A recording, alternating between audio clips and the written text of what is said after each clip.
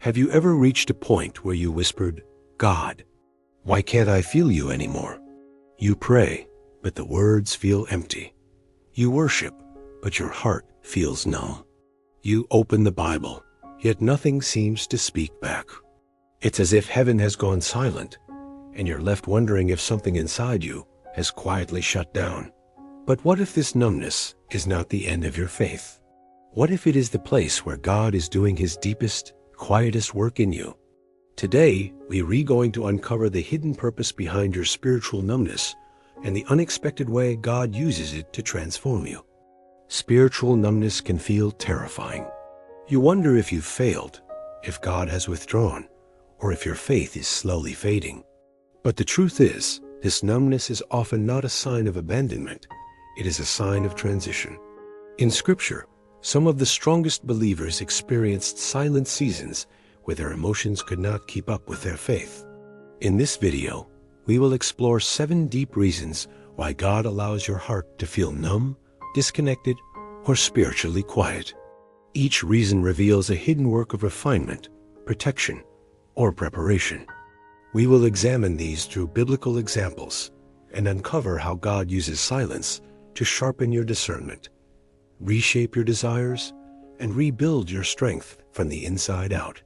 By the end, you'll see your numbness with new eyes, not as a sign of God's absence, but as evidence of his craftsmanship. First, God uses numbness to quiet the noise around you. Sometimes your heart goes numb, not because God is distant, but because your soul has been overloaded for too long. You've carried too many expectations, too many voices, too many pressures, until the only way your spirit can survive is to shut down the noise. What feels like emotional failure is often spiritual protection. God is reducing the external volume so you can learn to recognize his voice again. In Psalm 46:10, God says, "Be still and know that I am God." Stillness is not a suggestion, it is a strategy. It is God pulling you out of the storm so your identity is no longer shaped by chaos. Think of Elijah in 1 Kings 19. After a great victory, he collapsed emotionally. He felt empty, numb, unable to feel God. But God didn't rebuke him. Instead, he led Elijah into silence, into rest, into a whisper. The numbness was God repositioning him, not rejecting him. When your heart feels muted, don't assume you've failed. Assume God is preparing a quieter frequency for you to hear him again. The second reason is that numbness often signals that God is reshaping your identity. There are seasons when God allows your emotions to turn off, because the version of you that once survived cannot lead you into what comes next. You may not feel passion, motivation, or clarity, and that absence is frightening. But spiritually, it is the moment when God is removing the false identities you've worn for years. The people pleaser, the overcomer, the fixer, the strong one. When everything you once relied on stops working, God is asking, will you trust me without your old crutches? In Isaiah 43, God says, "Forget the former things. I am doing a new thing." New identities often begin in invisible places, in the silent rooms of emotional numbness, where God rewrites who you are. Consider Jacob in Genesis 32. Before God blessed him, he had to break the identity Jacob clung to. Jacob wrestled through the night alone, exhausted, emptied. But afterward, he walked differently. He was different. Your numbness is not a void, it is a cocoon. God is not finished with you. He is transforming you. Third, numbness protects you, while God heals what you can't yet face. Sometimes, emotional numbness is not a spiritual failure, it is a spiritual anesthesia. God often shields your heart from feeling everything at once, because the wound is too deep and the truth too heavy to confront in a single moment. What feels like emptiness may actually be God whispering, "Rest, I am handling what you are not ready to carry." In Psalm 34, Scripture promises, "The Lord is close to the brokenhearted and saves those who are crushed in spirit." Notice this. God does not rush your healing. He draws near, quietly, gently, waiting for the moment you are strong enough to feel again. Think again of Elijah. After his greatest victory came his deepest collapse. Elijah felt nothing, no hope, no strength, no desire to continue. Instead of rebuking him, God let him sleep, fed him, restored him slowly. The numbness was mercy, not punishment. Your heart is not abandoned, it is being protected. God heals deeply, and deep healing takes time. The fourth reason is that numbness is the bridge between who you were and who God is forming you to become. When you feel spiritually dull or emotionally frozen, it may be because you are standing on a bridge of transition. You are leaving an old version of yourself, and God is leading you toward someone stronger, wiser, and more anchored in Him. But every bridge has a middle point where you cannot see where you came from or where you're going. That middle is what numbness feels like. In Isaiah 43, God says, "See, I am doing a new thing. I will make a way in the wilderness." The wilderness is not punishment, it is construction. While you sense nothing, God is building new spiritual muscles, new sensitivities, new discernment. Look at Joseph. His years of silence, separation, and emotional suppression in Egypt did not mean God forgot him. Those years reshaped him into the man capable of saving nations. Numbness isn't the end, it's the in-between where transformation quietly takes place.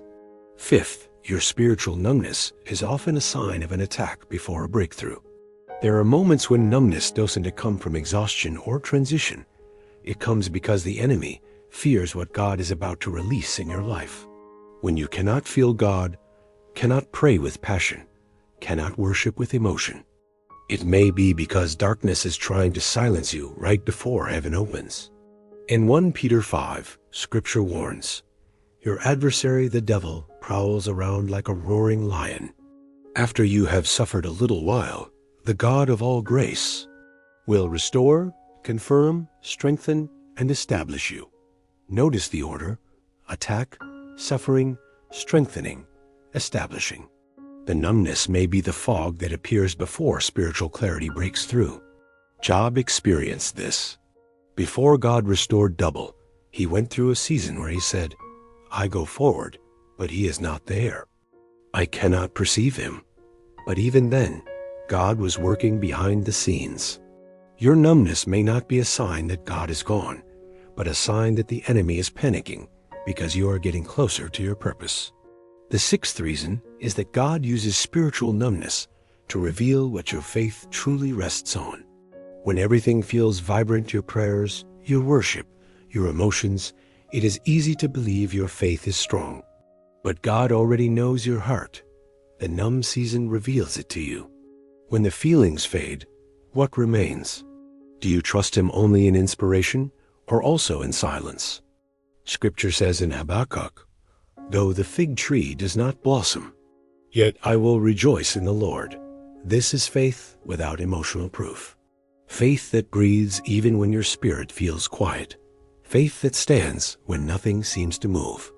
And Paul reminds us, we walk by faith, not by sight, not by emotion, not by spiritual highs, not by goosebumps, by faith. This numbness may be the mirror God holds up, inviting you to see whether your foundation is built on feelings or on Him alone. And finally, number 7, God's silence is not punishment, it is preparation. You may feel as though God has stepped away, as if His silence is some kind of rebuke. But Scripture shows us over and over, God's silence is rarely punishment, it is preparation. Before Joseph stepped into leadership, heaven was silent in his prison. Before David became king, God was silent in the caves. Before Jesus began his ministry, heaven was silent in the wilderness. Silence is the classroom of destiny. It is where God strips away noise, applause, and distraction, so He can build the character required for the next door He intends to open. Isaiah 30 declares, "In quietness and trust shall be your strength, not in activity, not in answers, in quietness." And Psalm 46 whispers, "Be still and know that I am God. Stillness becomes the place where revelation is born, where identity is clarified, and where God molds you for the very thing you have been praying for. So if you find yourself walking through a season where heaven feels quiet and prayers seem to echo back unanswered, remember this: you are not being abandoned, you are being shaped. God's silence is not the end of the story. It is the sacred workshop where He forges your strength, your discernment, and your destiny. Every delay is intentional. Every quiet moment is purposeful. You are not forgotten. You are not overlooked. You are in the hands of a God who sees the end from the beginning and knows exactly what you need. And when the silence finally breaks, as it always does, you will understand why God had to still your surroundings in order to speak to your soul. If this message touched your heart, comment below. I will trust Him in the silence. Let those words anchor your faith today. And if you want more teachings like this, make sure to subscribe. Share this video with someone who needs encouragement, and continue walking boldly into the future God is preparing for you. Thanks for watching.